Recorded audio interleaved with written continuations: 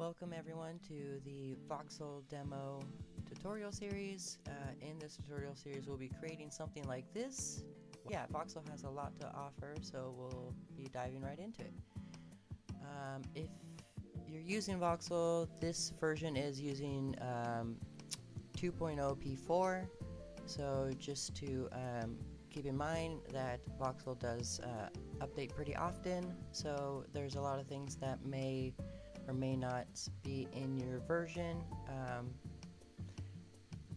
Check the Discord. They have a Discord, Voxel does, so they are definitely very helpful there. So in this series we're going to be doing a few things.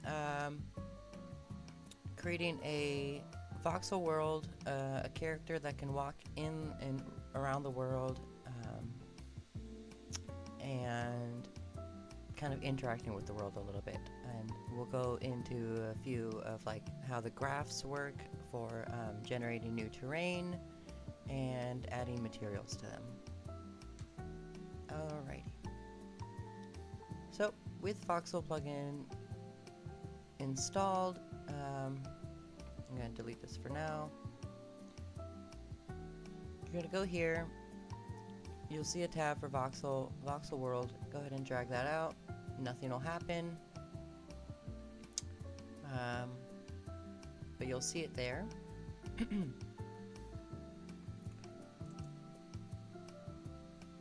The way Voxel generates its terrain is through using graphs. So we'll go into a folder that you want to designate for your graphs.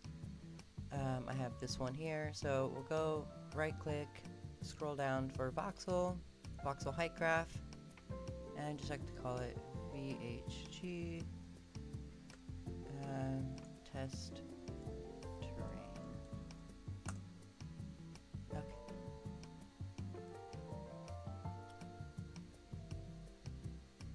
Now, when I drag this in, still nothing will happen because we haven't set up any functionality for the graph itself. So, going back to the graph, I'm going to open it up, and we're going to kind of take a look here. So there's a few things. For one, you have this preview window that kind of will, if you right click on a node, you can preview it and see some different data and stuff. You have your parameters here that you can access like you would normally in somewhere in the details panel of your actor, and some local variables and stuff that you can create. So to get started, we are going to right click and search for 2D box. Make box 2D from radius. Now this will be more or less the bounds of the terrain itself. So it wants a radius. We're gonna just put 1,000 for now, and promote this. Actually, we're just gonna promote this to a parameter. Call it radius, or in our case, actually, we'll call it world size. Oh, I hate the size. Okay, perfect. So if we take this and look here, now we have a terrain that has been generated at a world size of 1,000. We can drag this and make a bigger world, a smaller world, whatever we want. But now we actually see a terrain being generated.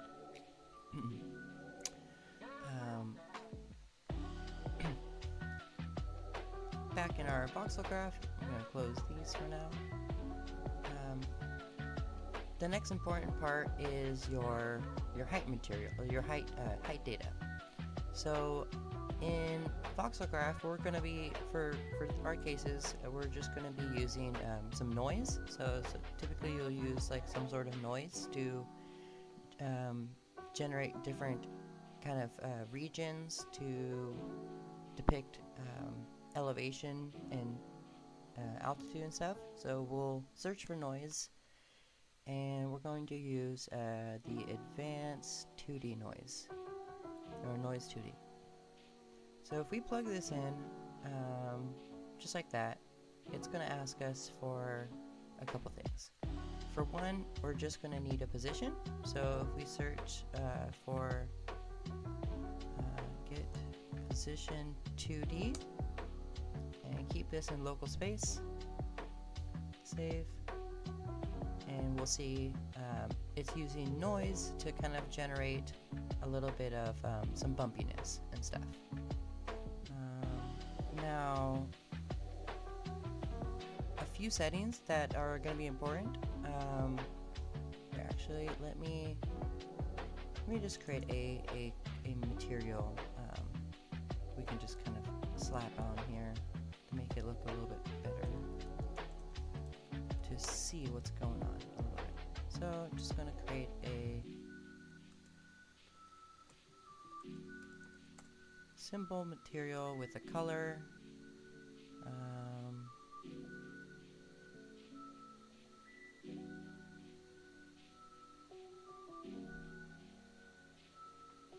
Just going to do a simple color and go back here and apply that material to here. So we can kind of go. There we go. Okay. A little bright. Oh, save. Forgot to save. There we go. Okay. So we have our terrain, and we can kind of mess around with these things. So what I'm going to do is going to promote these two parameters as well, feature scale and amplitude. And also going to do the seed. The seed will allow us to kind of change the terrain generation, the noise generation, randomly every single time. So if we press this little dice here, we can generate some new noise for our terrain. If we mess with the amplitude, it'll kind of give some more bumpiness if we increase it. Oh, another thing, forgot to mention, we want to make sure that the voxel graph is set to 0 and the world is also set to 0. We're good. Alright, we can mess with the world size, mess with the amplitude, give it some more spikiness in this case.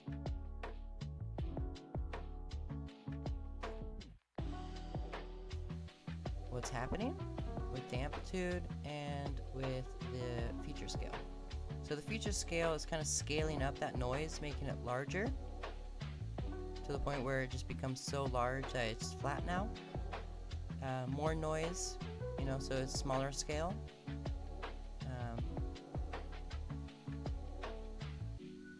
Now, the next thing actually I'd like to get into is setting up a character, right? Setting up a character to kind of walk around this terrain.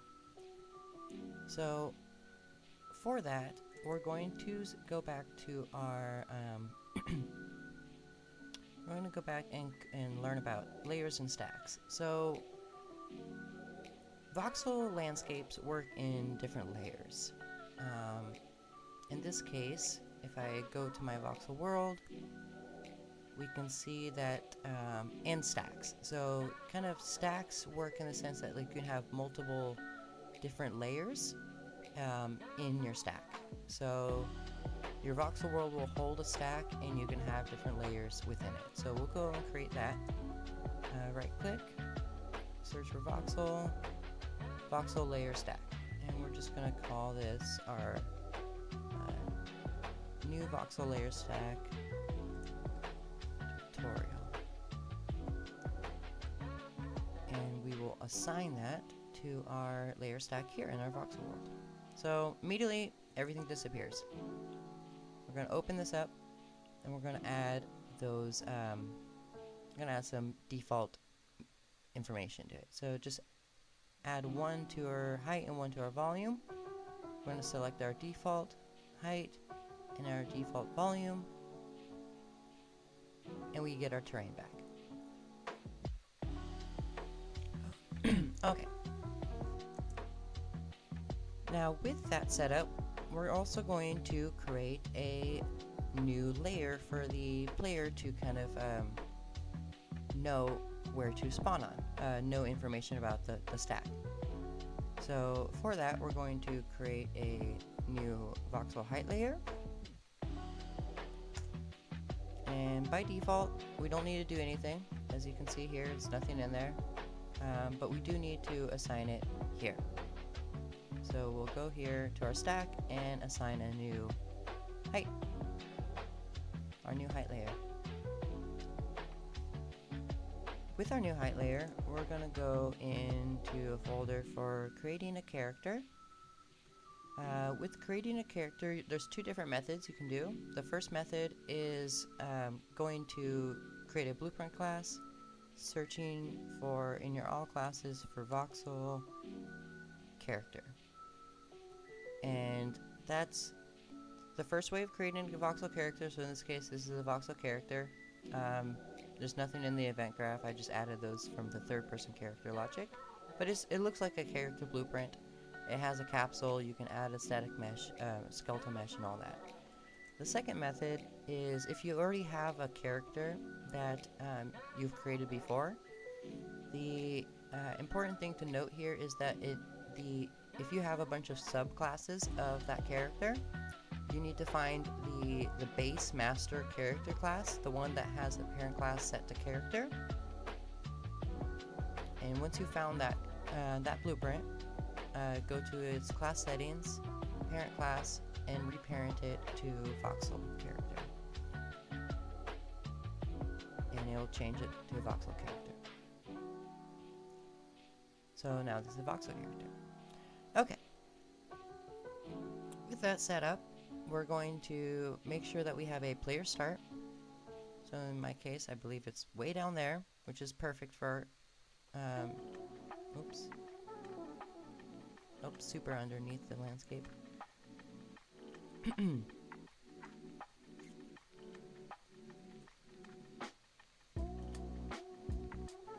Let's see.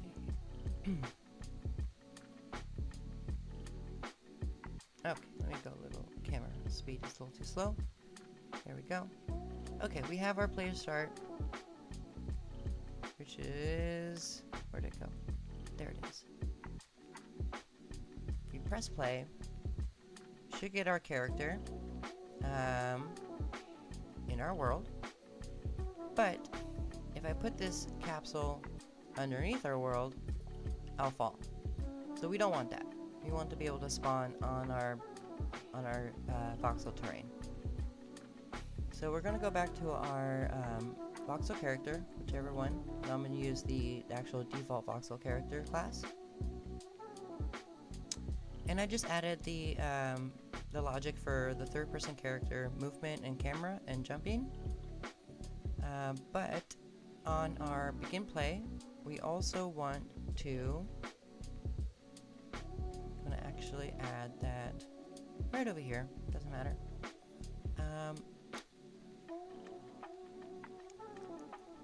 And we're going to get access to the Voxel World because the Voxel World will allow us to query which layer we want the character to spawn on. So, no, this is not the best method of getting it, but we are just going to search for Voxel World. And it's being done at begin play, so it's just once. Should be fine. But if you have a bigger project, you probably want obviously a better way using interfaces or other sorts of things to get this. But from here, we're going to query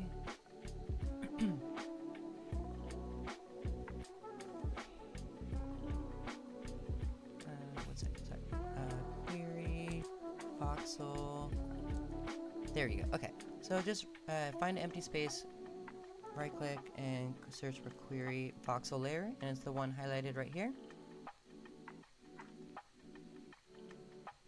So we're going to split this For our layer stack, we want the layer stack that we're using, that we created. And for our layer, we want the new voxel height layer that we added. Okay. For our position, we want the position of, oh, sorry, actually, let me back up here. This is not what we want. We want the player start. I am so sorry. We want the player start. We want the player start because we want to get its world position, its world location. Let's just get actor location. And that'll be the position of our query. Now with that, we want to get the result, we'll break it, and we'll have a value. So our value here is our basically indicating our Z or Z value, that like height, because the voxel landscape has different height data to it. So it needs to know what height to spawn the character at. So we're going to set actor location, split, and plug this into our Z. But one thing that was noticed is that you need to add a little bit to this because it'll spawn right exactly at the intersection of the landscape. So we're just going to add like 500 to this.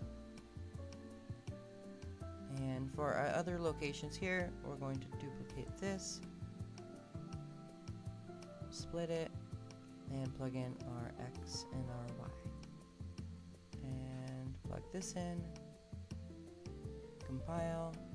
Last thing we're going to need is going to add a component called an invoker, voxel collision invoker, and we're just going to keep that like that. Now when we go press play, oops, actually, the third person character has not been set in the game mode override. Third person game mode, change our default pawn class to our VC character. There we go. Okay, perfect.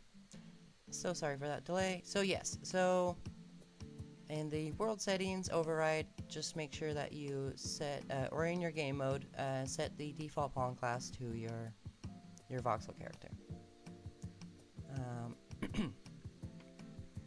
And the thing I changed, so I changed this back to default, and the height graph left it as default here, because it's going to be sampling this layer. But if you wanted it to be a new layer, you could. That's where you can add that other one. So we're just going to we're just going to leave the default one here for now. In our viewport, we're going to add. Oh no, actually, we already have a mesh, character mesh. Skeletal panning.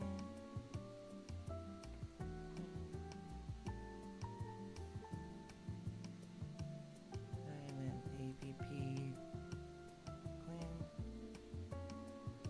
Move that down.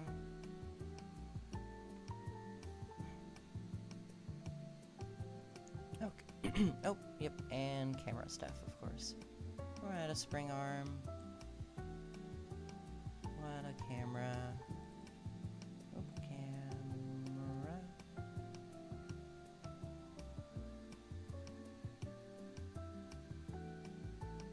And we'll rotate this like that, and maybe like this, and maybe make the arm length a little bigger, and press it. Okay, there we go.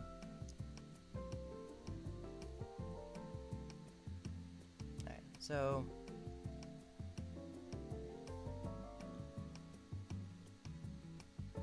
moving around, get a playable character.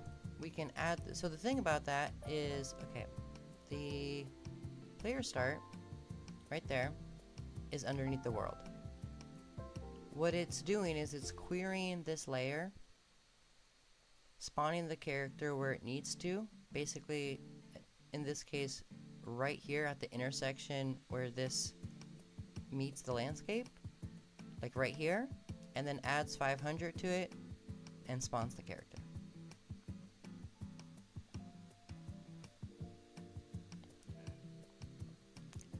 With the one thing I will say though is the movement by default is strange.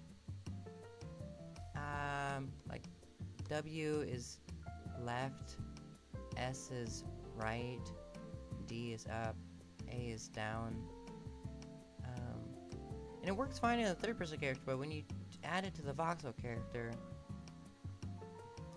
let's try to figure out what's going on there.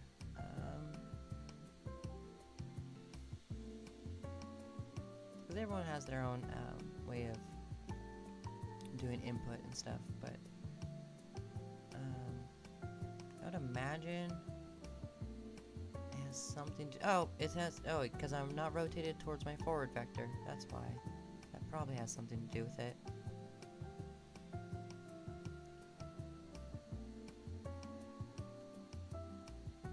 Oh, yep, it works now, but now my camera is pointed this way. Let's point it.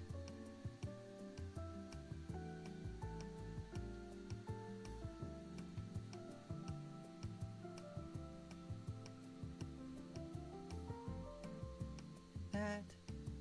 Point it like that. Perfect. Okay, now it's working. Alright, so we have our Voxel World, we have our Voxel Character. Now, I'm gonna go a little bit more in depth into our graph system, so we can get some more interesting kind of terrain generation.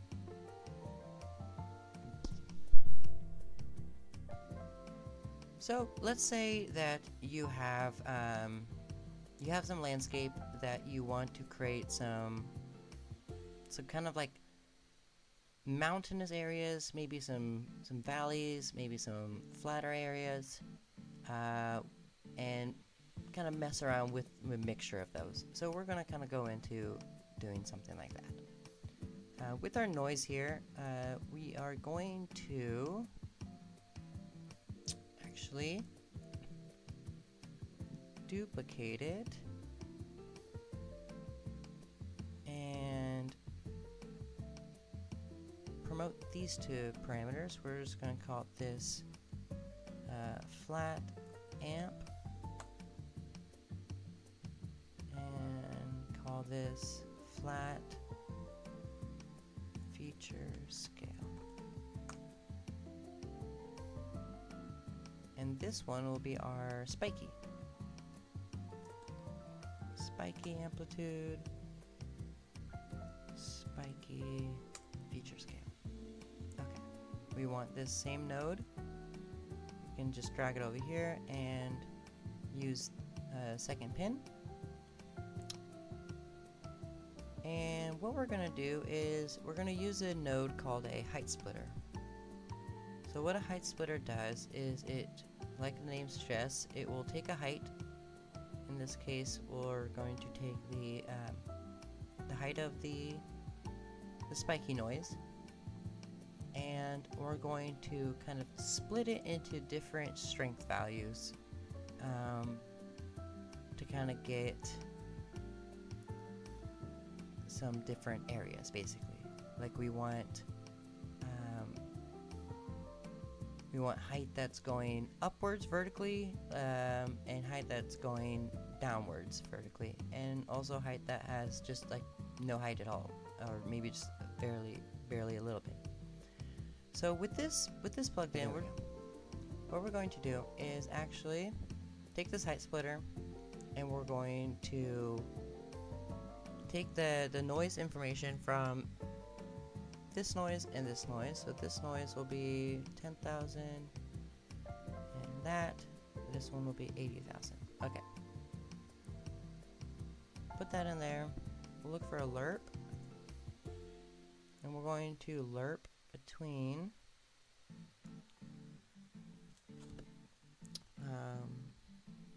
actually, yeah, we're going to lerp between this noise and this noise using the strength as the blend alpha.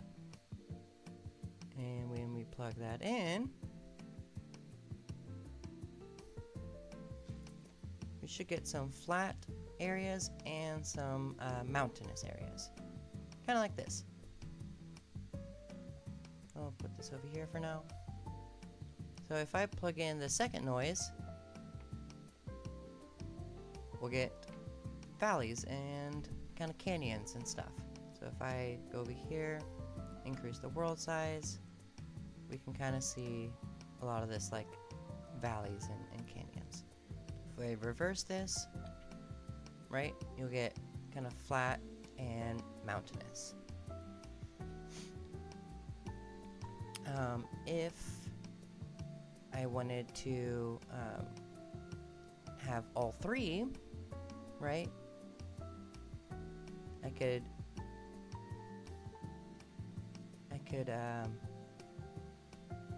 duplicate this lerp, right,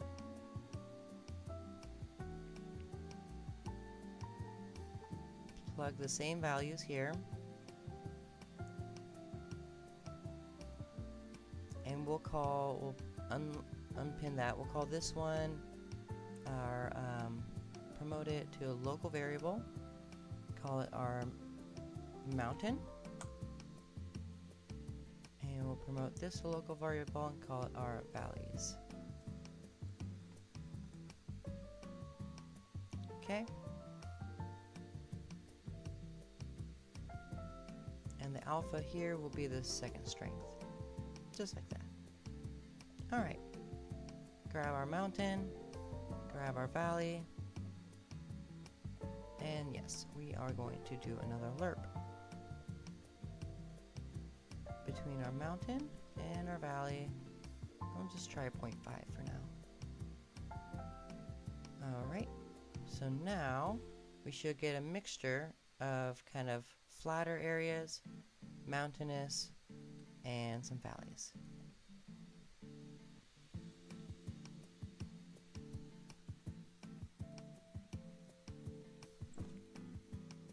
And if I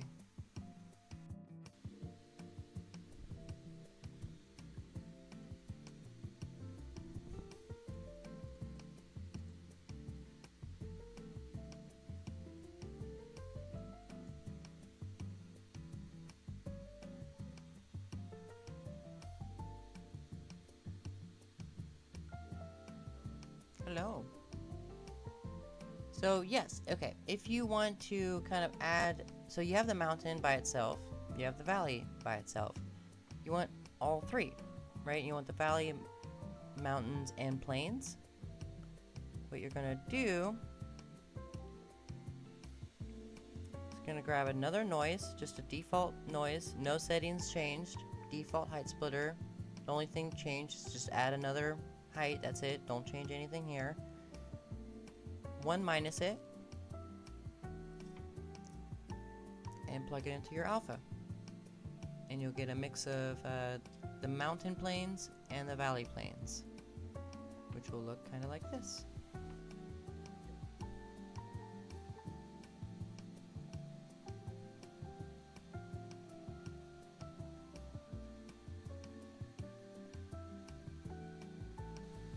So let's say you want to add some materials, right? You want different biomes. So the way we're going to do that, I'm going to move this aside over here a little bit, make some room. I'm going to search for a node called Blend Materials.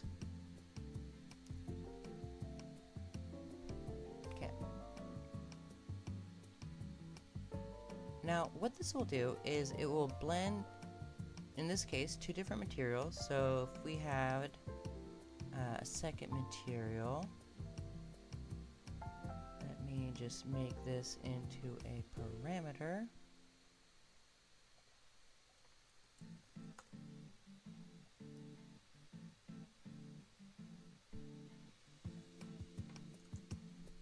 Make a material instance. Change the color. Let's say to like maybe like a grassy color. And we'll apply it here. Take the same color, or take this other color, apply it there. And for our alpha, we're going to use the mountain height data. And we're just going to plug that in. Now, we should get, at the height of the plane level, we get green, and the grass what we were going to use, and then from the mountain level, we'll get the mountain material.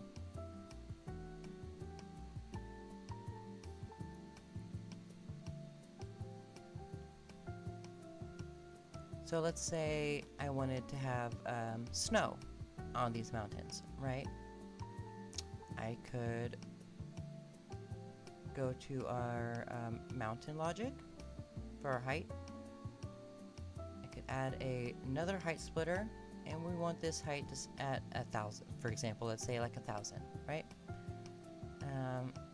And that'll be this third strength right here. So we're going to promote this and call it snow.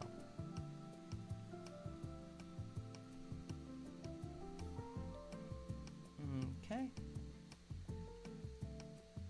Going to add another blend material. Add a third material instance for our snow. In this case, it's just going to be a whitish color like this. And we're going to assign it to this B right here, because A will come from this.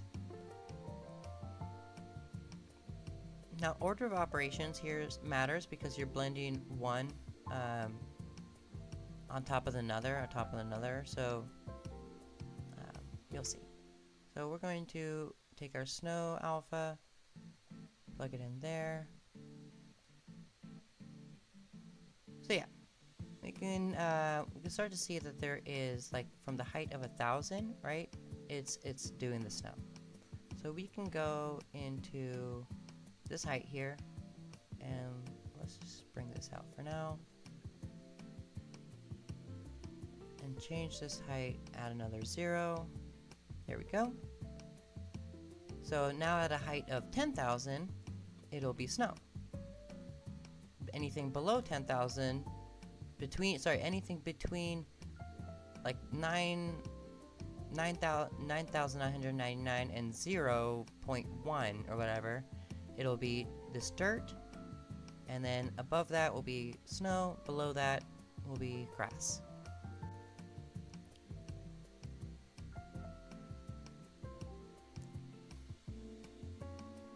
Yep. Gonna expand this back out again. So kind of to go over exactly what we are doing here is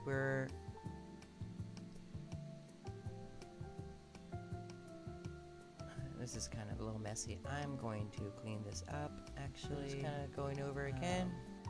You have your noise for the spiky noise and the flat noise. Then you have your height splits for where the mountains and valleys are, with their different strength values being used for the alphas. And those, so right now we're just using the mountain. So if we wanted to add the other one, we would do a lerp between those two, and then maybe use mountain as an alpha, or some other split as an alpha. And then our material blending will start with the mountain. and blend between the so when the mountains like when it's like height basically of above 0, it'll be this material. When it's below 0, it'll be this material. And then that'll blend, then this will blend on top of this at this height information, blending in with this alpha, and that'll blend our material. And we get something kind of like this. If you want to do more biomes, you just do different, you know, more splits, different splits for different biomes, and then define how you want them to be blended in this area. Yep.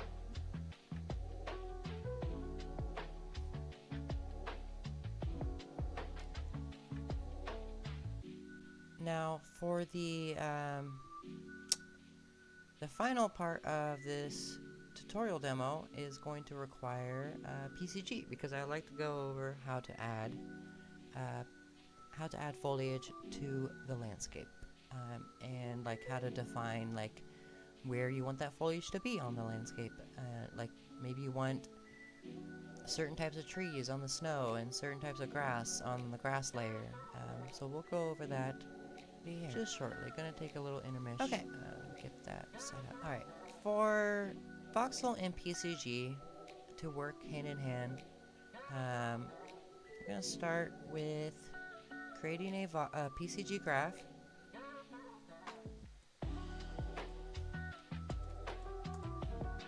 Opening that up. And actually, before we do, save everything. Before we do that, I'm going to actually drag it down into the world. And there it is. And the thing about Voxel is that Voxel generates, or can generate new seeds during runtime.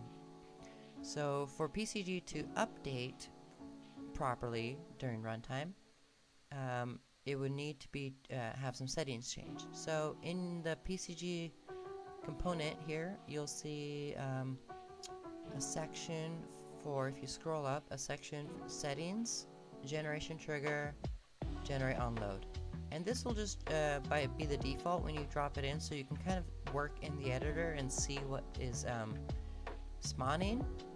But then when you're ready to actually have it work during play, it's recommended. It will work on load, but if you are planning to change your seed and any of that stuff, even during the editor, you will want to change this to generate on runtime. It'll make all your PCG foliage or whatever go away in the editor, but it'll work when you press play, because it takes a second for it to think about, you know, the terrain and what's on it and everything else, because the terrain itself is still being generated. So yes, we'll keep it on load for now so we can kind of see what's going on. This is not going to be too deep in PCG. There are a lot of great tutorials out there going over PCG and how to create different things with foliage and stuff. The main concern here is just kind of getting started with voxel integration. So, going to right click, search for get landscape data, and then drag out here and search for voxel sampler. And this is the node. So if you've worked with PCG, you probably know the surface sampler node, which is how typically landscapes get information about the surface. In our case, we're using Voxel, so this node should be there for your use. We are going to select it, drop down the layers, and assign our stack first, right? So we want our stack, and we're going to keep this default volume layer for now. Okay. From here, let's just kind of press D while having the node selected. Press D and go back to the editor, and we'll see all of our points spawning on the landscape.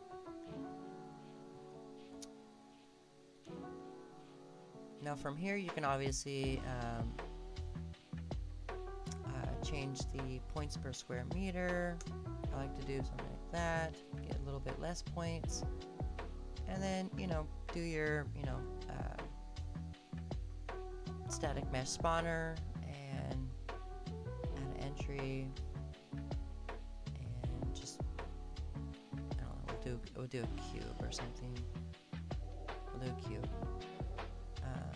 We'll get rid of this debug. There it is. Okay. There's our cubes. So when I press play, it will take a second. But we go, oh, there they are. See them. We have our cubes being spawned right there. If I click on this height graph and change the seed, we'll get this error. Voxel system cannot track PCG generation. Must be set to generate at runtime. You can just click the fix button. It'll do that for you automatically, as you can see here.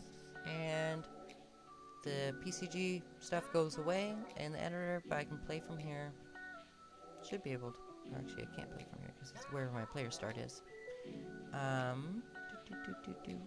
is it?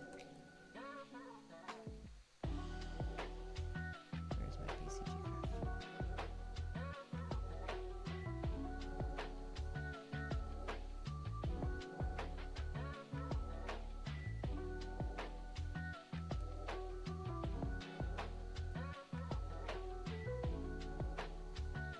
Oh yes, that's the other thing. So, it seems to have spawned it. Let's see. Ah, that's right. It's underneath the world because I generated a new seed. So there's a problem. It's underneath the world. What are we going to do? If we debug this, we can see there's no points being generated because, for one, it's underneath the world. For two, it's too small. So if we expanded this, obviously, am I even making it bigger? There we go. There we go. If I expanded this,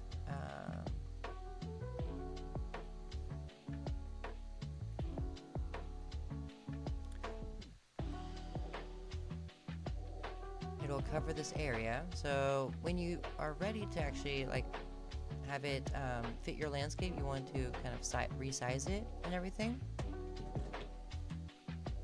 So in my case, I'm just going to resize it a little bit more like that, and then press play and go check it out. We have a ton of cubes all over the landscape. All over the landscape. Yep. Another important one is just like if you have some floating happening or with your points, you might want to project those points. If you're using the normal Unreal landscape, you would typically be using this node, but we're using Voxel, so we're going to use this one.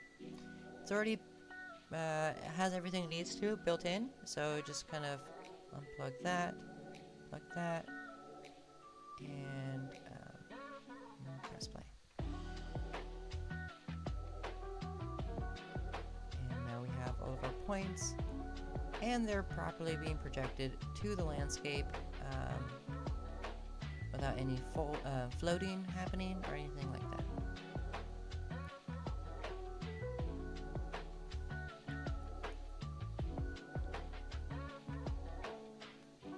It's just a simple PCG setup. You can obviously make yours as advanced as you want. The last part I'm going to mention here is a very nice node called an attribute filter. Now what this allows you to do is, if you were in the past using physical materials or anything like that to define what materials your landscape has for PCG to spawn foliage there, that will not work here. Where you would typically tick this, Voxel does not sample physical materials from my understanding. It just didn't show in the data. So if I select this node and press A, select it, press A, and for one we want to actually change our PCG graph to be during runtime, during load, not runtime. And where is it? It's right there. Okay, let me move it a little bit. If you get this happening where you changed it from runtime to load again, and it's not spawning your points, delete it, re-add it, and we'll just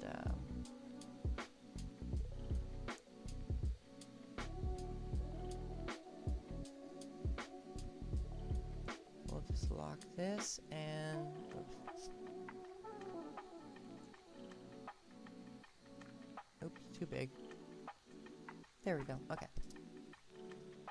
So there's our points again.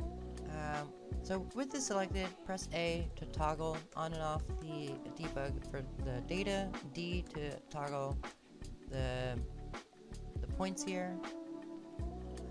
Press A, select this component, and you can see all your data for your points. The thing we were looking for in the past is there'd be a section for physical materials. That's no longer here. Even if I tried, pressing that, there'd be, even if I had physical materials, it wouldn't work. It just wouldn't show up as a data point. But what we can see is that there is these float values with the names of our materials. So Voxel instance, mat, instance, right? And it will give us a value of either 0 or 1 in those columns for every point it's found. Either that point is found is using that material, which will display as a 1, or it's not using that material, which will display as 0. So because we can kind of know what we're filtering for. So when we go to our filter, we want it to equal 1. We want the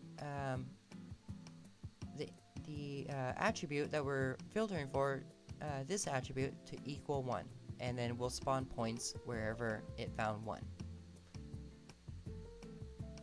And we want this name spelling to be exactly correct, so how it's spelled here. In our case, I'm just gonna go to the Voxel material instance, F2, Control C, and type it in, Control V, right there. Now if I undebug that one, oh, it's not plugged in.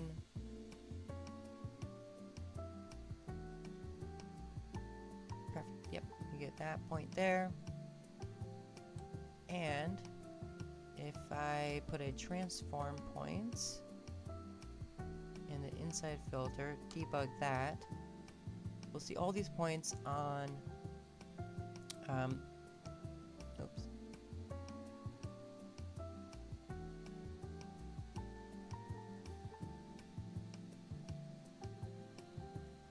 Material mat. Yeah, so if I switch out this one, right, no points.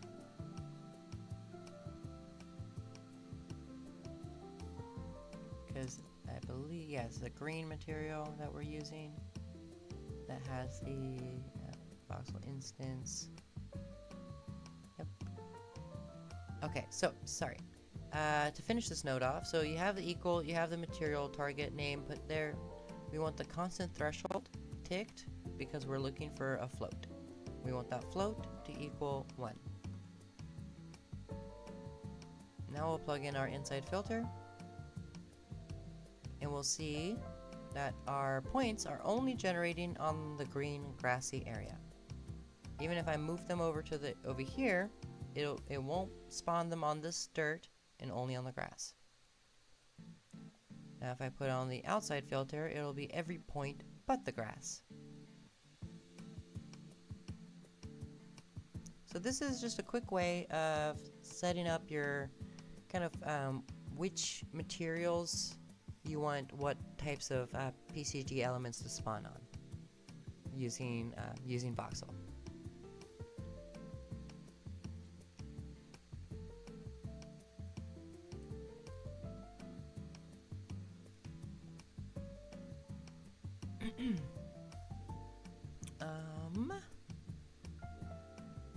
I think that's pretty much it.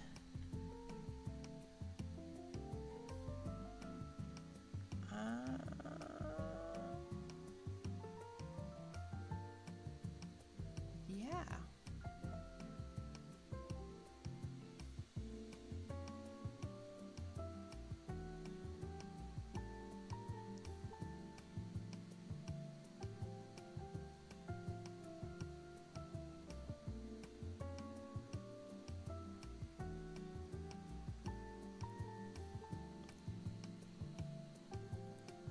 Yeah, besides that,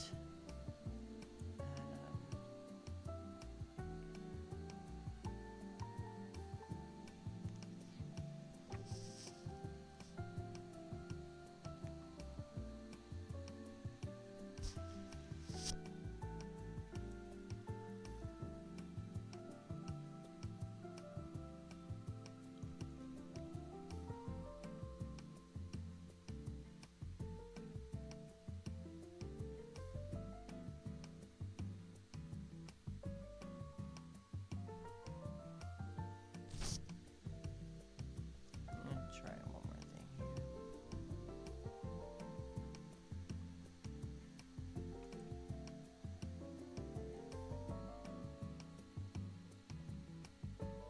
here. See if there is one. There's a PCG tree. We'll do PCG tree.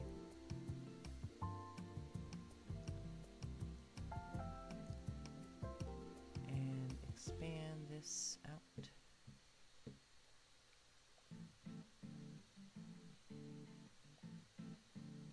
Press play. Here we are. Oh, again, some strange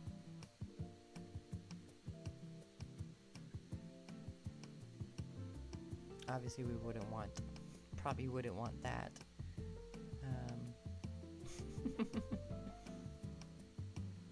In there, that's why I'm going to actually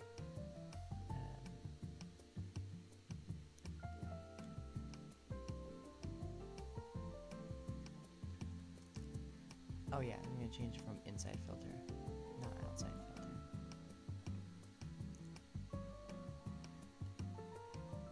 Oops. There we are. Perfect. So yeah, now you can kind of get a general idea of how Voxel works, how you can get a kind of playable character in your world. Alright, so we have PCG, we have Voxel PCG and foliage. Now we want to, okay, one second. Girl. My cat thinks my laptop is a sitting spot. It is not. Now, let's get into stamps. Let's start off with a basic version of what stamps are and how they can be used. So, for one, stamps are, if I go here and add a Voxel Stamp Actor, we'll just zoom in on it, we're pressing F, and by default, it doesn't have anything going on. And you even see here, you're like, where is anything at all? It's not there. So we'll just click volume for now, go back to our details, and now we have a bunch of settings. If we click height, I'll just undock this for now. If we Oops, now I unclicked it. Where'd it go?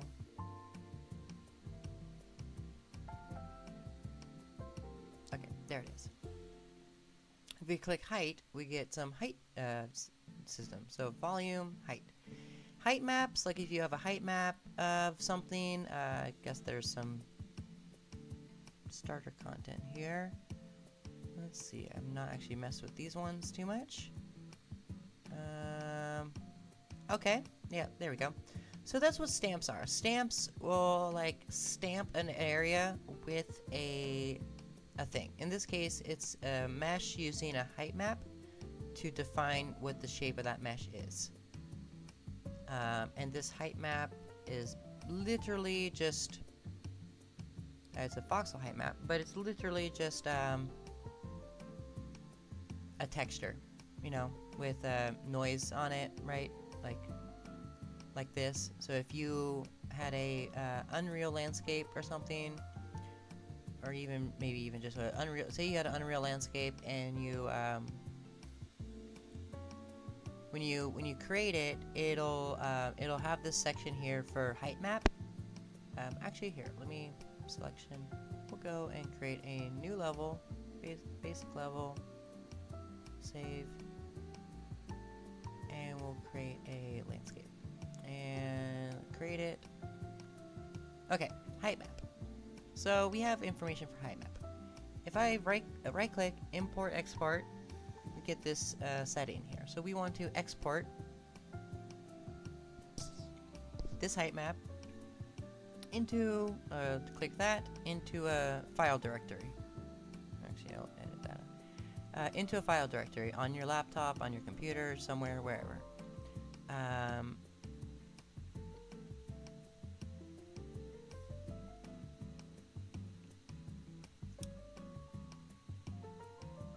So if I just go in and let's say like I sculpt,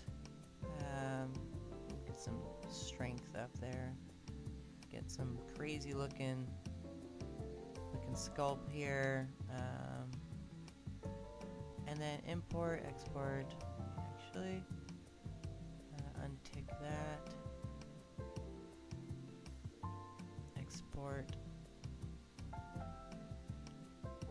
here's our texture. Here's our height map texture. So if you zoom in, you can see where it's sculpted is kind of a lighter color. If you can see that, hopefully you can see that. It's a little bit of lighter color in the middle here, whereas that, if I go back to the content, voxel, maps,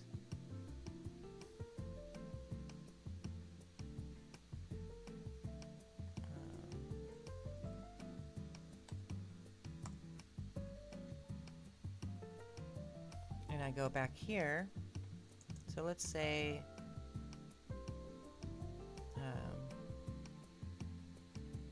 folder height maps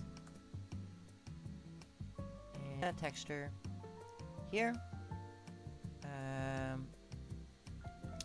a voxel height map. Open it up, assign our texture, assign a material. We're just going to use one of our materials, and should be good. So if I go to this height map now, yep, this one right here, we can see our new voxel height map, and it looks something like this. So there's our landscape that we sculpted, and the rest of it obviously. And right now it's way big because I have it up there. If I move it down, it'll be down here. Right now it's set to additive, I believe. Blend mode, max, min. Oh no, it's not. Okay, so additive should blend a little bit better. Yeah, so if this goes down, it'll blend with that down, basically. You know what I'm saying? Like that. If I do minus, it'll dig into the world, right? So the more I raise it up, the more it'll dig into the world, so you can create some interesting kind of little areas there. If I do minimum,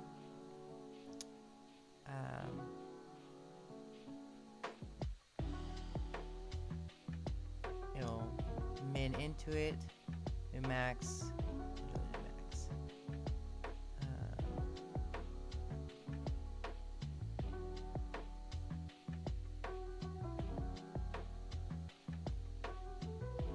Where is it? Where's the alpine? Oh, there it is. Yep. Kind of see.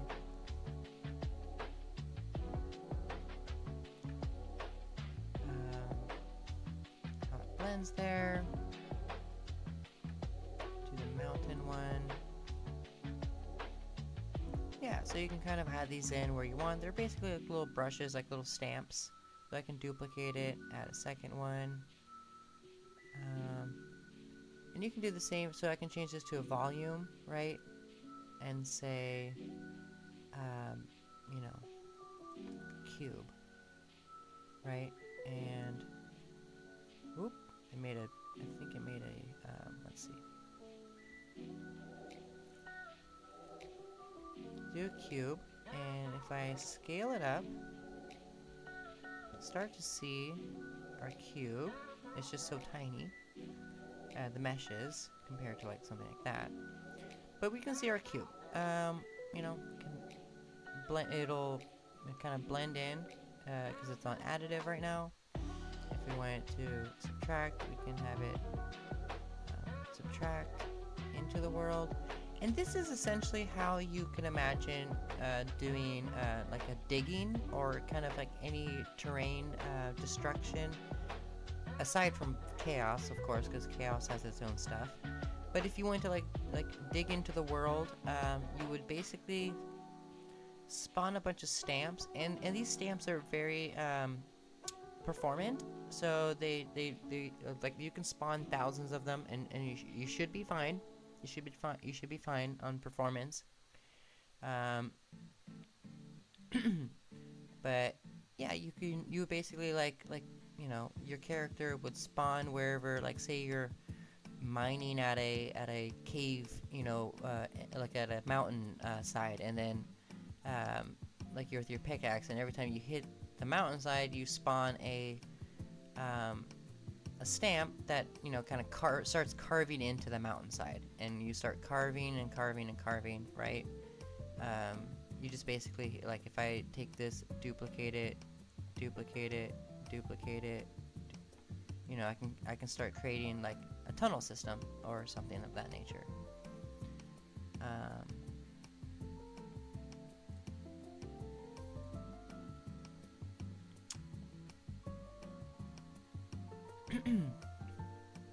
So with that out of the way, we are going to go to our PCG graph, because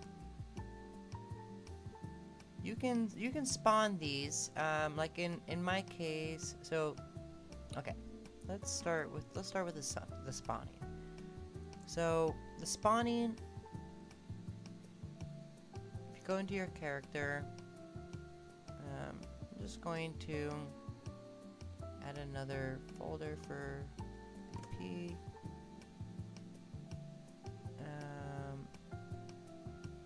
Make an actor.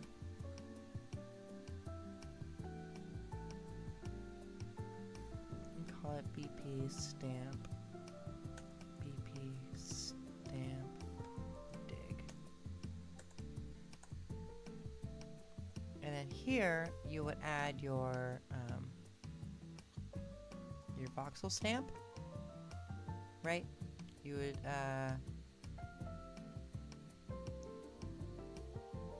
set the settings that you want.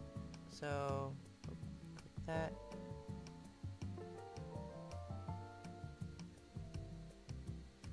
Heightmap, volume,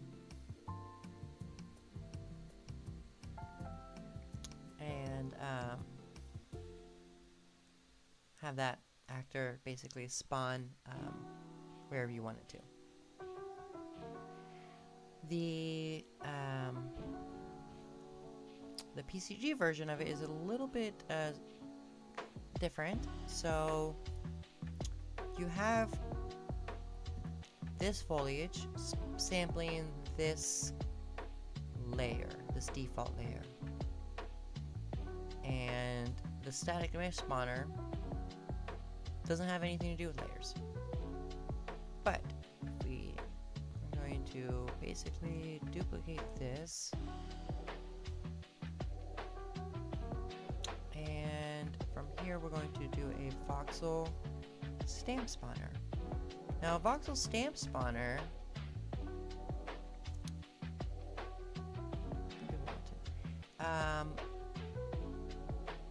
has layers. So the layer that you want the stamp to spawn on has to be different than the layer it's sampling. So in this case, it's sampling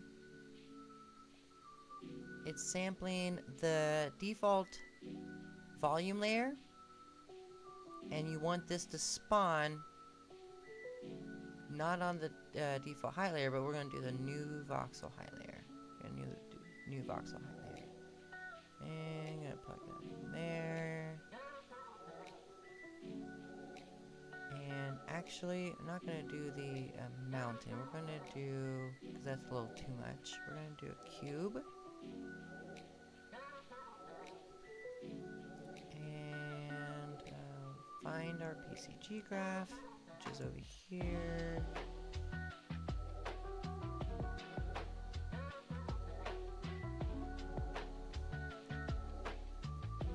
And press play. Go take a look at it. So right now, we're kind of getting this infinite loop deal happening. And we don't want that. So what we're going to do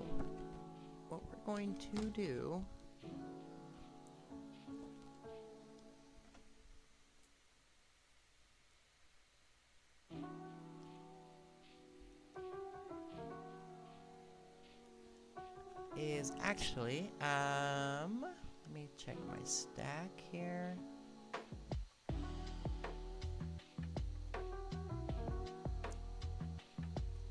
Oh,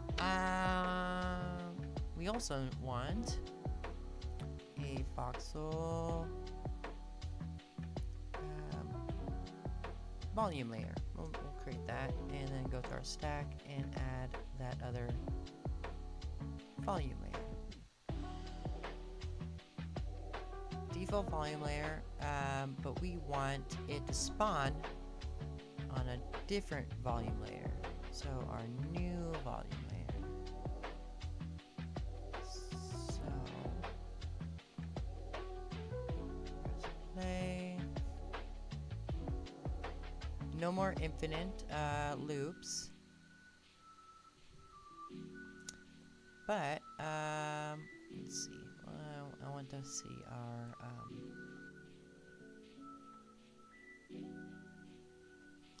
okay, now we get our debug points back. Alright. That's what I wanted in the first place. That was weird. Weird hiccup. Okay. Back to the voxel stamps.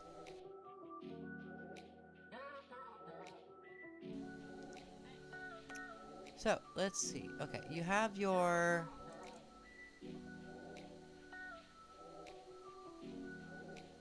sampler for your foliage using the new stack and the default volume layer. You have your let's do this one now. Yep, there we go. You should have your new voxel stack and your default volume layer. But for this other one, we're going to make sure that our new voxel layer stack is set. We want our sync plugin here. Press E to enable it again, E to toggle disable it. Oops. And then, yeah, okay, there we go. Disable that. There we go. There's our little cubes, essentially, that we've spawned from this. So this layer has to be the a different layer than the one that's being sampled. So you can see here that the sample is sampling the default volume. You want the meshes to spawn on the new voxel volume that you created in your stack. So right here, you have your defaults, and then you have your new ones. So the new volume layer here, right? And set that to that. The height graph is just default there. Voxel World still has the new stack here. And yeah, you should be able to spawn that during runtime as well if we change this. Generate on runtime. There they are. Cool. No infinite loops. The infinite loop is because if you're trying to spawn a stamp on the same layer that it's sampling, it'll loop. It'll just flicker over and over and over again. So that's how you get that to stop. And that's stamps. That's stamps in a nutshell. You have your playable character in Voxel. Got the player start wherever you want. It'll always spawn you on the landscape. If anyone has any comments or concerns or questions, please leave them in the comment section down below. Or reach out to the Voxel plugin Discord. They're good people on there, know a lot of stuff. I hope you enjoyed this tutorial series. I apologize for elongating certain parts of it. Definitely planning on doing. So I definitely plan on doing some more videos like this. If anyone would like that, or like for specific needs or whatnot, yeah, just leave all those comments below. But yeah.